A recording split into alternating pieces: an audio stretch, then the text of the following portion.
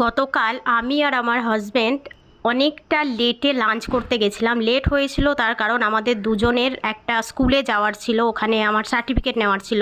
ওখান থেকে বেরোতে বেরোতে ওই 3:30 হয়ে গেছিলো। তারপর ওখান থেকে অটো ভাড়া করে আমরা এই নামি দামি একটা রেস্টুরেন্টে এসেছিলাম।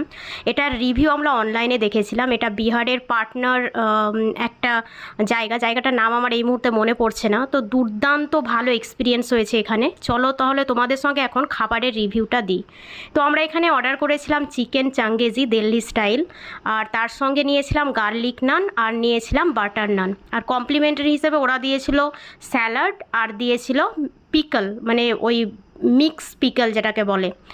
খুব ভালো এক্সপিরিয়েন্স হয়েছে আমাদের। মানে আমি বাটার নান বহুবার খেয়েছি, কিন্তু গার্লিক নান এই প্রথমবার।